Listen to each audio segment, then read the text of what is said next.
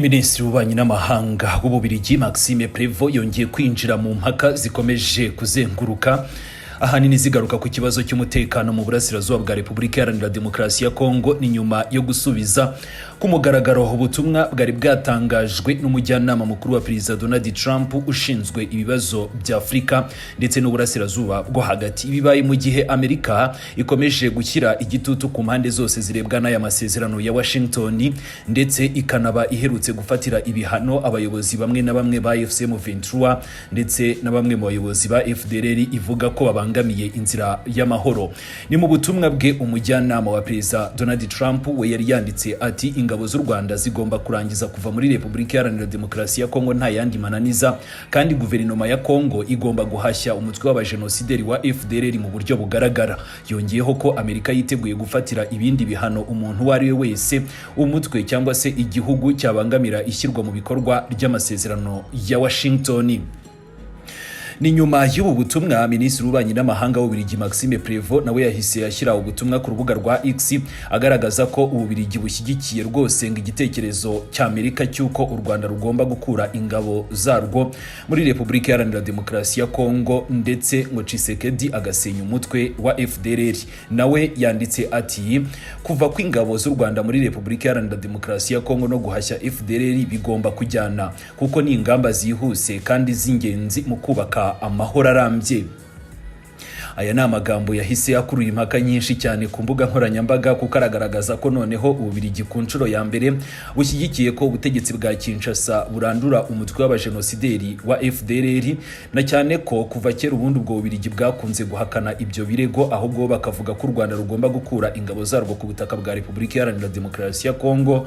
Ibirego inshuro zose u Rwanda rwakunze guhakana rwivuye inyuma. Ndetse rero tunagarutse kuri ibi birego bya Leta Zunze Ubumwe za Amerika, u Rwanda ku munsi w'ejo nibwo rwasohoye itangazo rugaragaza ko rwiyemeje gukomeza gushyira mu bikorwa ibyo amasezerano ya Washington asaba, ariko nanone u Rwanda rukavuga ko rubabazwa cyane no kuba Leta Zunze Ubumwe za Amerika zireba uruhande rumwe, ni mu gihe nyamara iki kibazo gikeneye impande zombi kugira ngo gikemuke mu buryo bwa burundu. Ahanini bijyana nuko uyu mutwe w'abajenosideri ukomeje gushyigikirwa n'ubutegetsi bwa Kinshasa nk'uko bigaragara mu itangazo u Rwanda rwasohoye ku munsi w'ejo. Ni mu mezi ashize u Rwanda rwakunze kunenga ibihugu bimwe na bimwe byo ku mugabane w'Uburayi cyane cyane Ububiligi bushinjwa kubogama ku ruhande rwa Kinshasa, ariko kuri iyi nshuro amagambo ya Maxime Prévot arasa nayerekana ko Buruseli yemera ko noneho ikibazo cya FDLR kigomba gukemurwa, kimwe no kuvuga ko u Rwanda rugomba gukura ingabo zarwo ku butaka bwa Congo nubwo u Rwanda rwahakanye ibi birego. Abasesenguzi bakavuga ko ubu ari bwo bwa mbere mu gihe cya vuba hagaragaye ubutumwa bwa Minisitiri w'ububanyi n'amahanga w'Ububiligi bushimangira ku mugaragaro ko FDLR igomba gusenywa mu buryo bwa burundu, kandi ko u Rwanda narwo rugomba gukomeza kubahiriza ibyo rusabwa n'amasezerano. Ibi kandi bije nyuma y'uko Washington nayo itangaje ko ikibazo cy'amahoro mu karere k'ibiyaga bigari ko kidashobora gukemuka igihe impande zose zitubahirije inshingano zazo. Ni ku ruhande rw'igihugu cy'u Rwanda, guverinoma y'u Rwanda iherutse gusubiza ku magambo ya Marco Rubio waruherutse gutangaza ko ngafite icyizere ko u Rwanda ruzaba rwakuye ingabo zarwo ku butaka bwa Repubulika Iharanira Demokarasi ya Congo mu kwezi gutaha, aho u Rwanda rwavuze ko rwashimishijwe no kuba Marco Rubio nawe akomeje gushimangira ko u Rwanda rurimo kubahiriza amasezerano ya Washington, ariko nanone u Rwanda rukibaza impamvu ubutegetsi bwa Kinshasa bwo bukomeje gukorana n'abajenosideri ba FDLR ndetse no gukoresha drone mu bice bituwe cyane n'abaturage. Kuri ubu rero ni nyuma y'ubutumwa bwa Amerika n'ubwasubijwe n'Ububiligi, biragaragara ko ibihugu byo mu burengerazuba bw'isi noneho birimo kugerageza gushyira hamwe ku murongo uvuga ko RDF igomba guhagarika ubufasha ubwo aribwo bwose ku mutwe wa M23, nubwo ingabo z'igihugu cy'u Rwanda n'u Rwanda bahakana ibi birego byose. Gusa ibi bihugu bikomeje gushyira mu majwi igihugu cy'u Rwanda. Icyakora cyo noneho ku nshuro ya mbere twatangiye kubona noneho n'ibyo bihugu byo mu burengerazuba bw'isi bivuga ko umutwe w'abajenosideri kari ikibazo gikomeye kandi kugomba gusenywa mu mu buryo bwa burundu n'ubutegetsi bwa Kinshasa. Ibinagaragara mu itangazo u Rwanda rwasohoye ku munsi w'ejo ruvuga ko rwahisemo kandi ruzakomeza kubahiriza ingamba zose zijyana n'amasezerano ya Washington, ariko rwo rukagaragaza ko ruhangayikishijwe cyane no kuba amahanga ntacyo avuga ku butegetsi bwa Kinshasa bukomeje gukorana n'uwo mutwe w'abajenosideri. Ikibazo gikomeje kwibazwa kuri ubu ni ukumenya niba Kinshasa n'u Rwanda, AFC M23 n'abandi bose bireba bazubahiriza ibyo basabwa, cyangwa se niba intambara n'imvururu bikomeje mu burasirazuba bwa Congo bizakomeza no gutinza urugendo rugana ku mahoro arambye mu karere k'ibiyaga bigari. Reka noneho aya makuru yacu tuyakomereze kuri Perezida Felix Antoine Tshisekedi Chilombo. Uyu nawe akomeje gukoresha intwaro y'intambara mu rwego rwo kugira ngo ahangane na AFC M23, abandi bakavuga ko ari uburyo bwo kunaniza uyu mutwe kugira ngo amahoro ya nyayo atazigera agerwaho.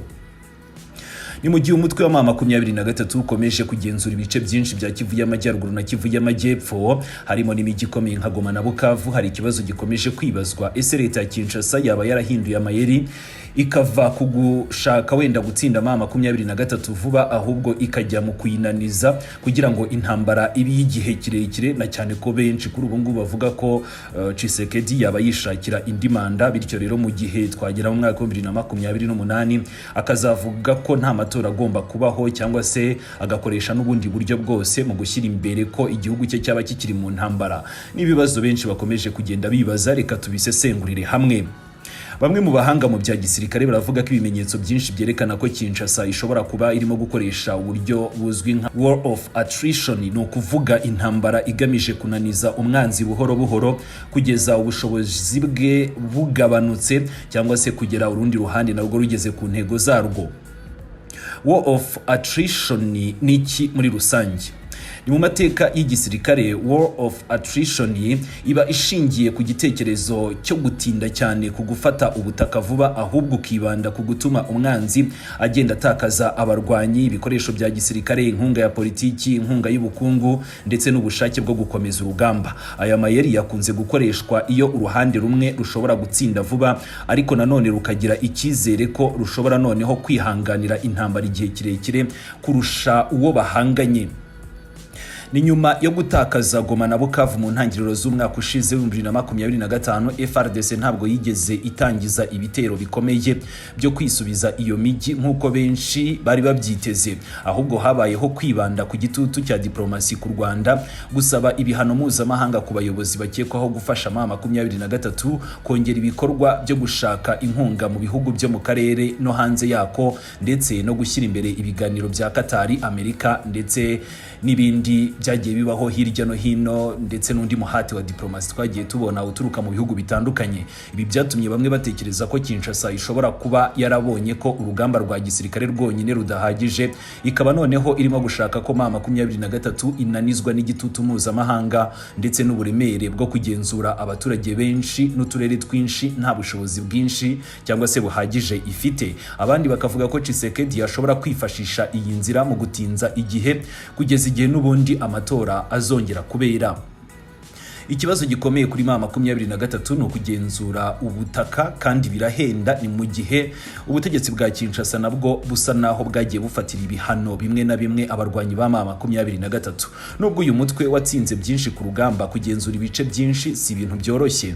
Iyo umutwe w'inyeshyamba wafashe umujyi cyangwa se intara, ubusabwa kurinda imihanda, kurinda imipaka, kugaburira abarwanyi, guha abaturage umutekano no gukomeza ibikorwa by'ubuyobozi. Raporo zitandukanye zigaragaza ko M23 yatangiye gushyiraho uburyo bw'imiyoborere kugira ngo ibashe kwifashisha ubukungu bwa Repubulika Iharanira Demokarasi ya Kongo mu kugeza ku baturage ibyo byose twavuze haruguru. Ariko nanone uko ubuso igenzura bugenda bwaguka, ni nako amafaranga n'ingufu bikenerwa bigenda byiyongera. Birumvikana Kinshasa ishobora kubitekereza ko igihe kizagera noneho akazi ka M23 kagatangira kugorana. Impamvu nuko M23 igomba gukomeza kubona abarwanyi bashya, gukomeza kubona amafaranga, guhanga udushya mu baturage, hari guhangana n'imitwe myinshi yitwaje intwaro ituruka muri Kivu aho bafashe hari ikihabarizwa n'indi ishobora guturuka hanze ndetse no guhangana n'igitutu mpuzamahanga gikomeje kwiyongera umunsi ku wundi.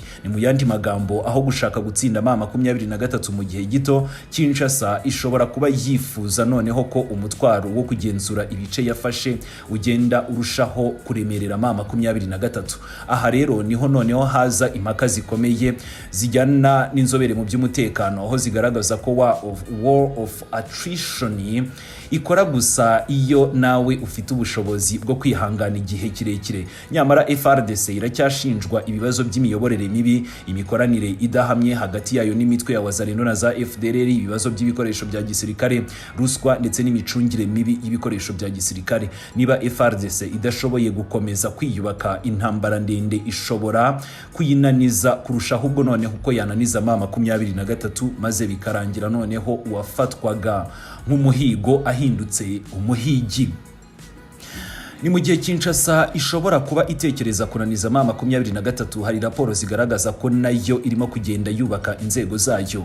Amakuru ava mu nzego z'ubushakashatsi ndetse no mu bitangazamakuru mpuzamahanga akavuga ko M23 irimo gushyiraho ubuyobozi bw'uturere, gukusanya imisoro ndetse no kugenzura ibikorwa by'ubucuruzi mu nzego zitandukanye.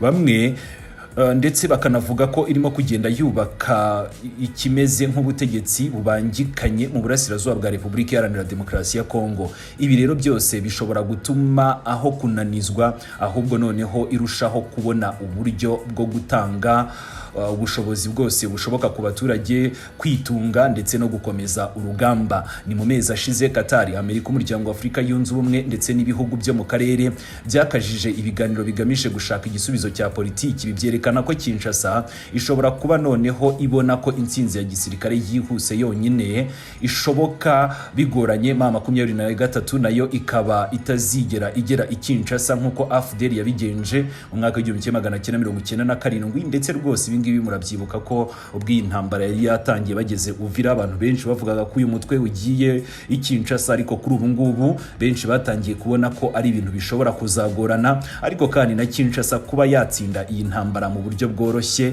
ibyo nabyo ni ibintu bigaragara neza ko bigoranye. Bityo igisubizo gishobora kuba kurangirira ku meza y'ibiganiro aho kurangirira ku rugamba. Ni muri make, nubwo na rwego rwa leta ya Congo rwigeze rutangaza ku mugaragaro ko rukoresha amayeri ya war of attrition, ibimenyetso bigaragara ku rugamba no muri diplomasi byerekana ko Kinshasa ishobora kuba yarahisemo kunaniza M23 ni mu gihe kirekire aho gushaka kuyitsinda mu buryo bwihuse, kuko bamaze kubona neza rwose ko bizabagora. Ariko ikibazo gikomeye gisigaye ni iki ngiki: ese Kinshasa izananiza M23 kurusha uko M23 izananiza FARDC?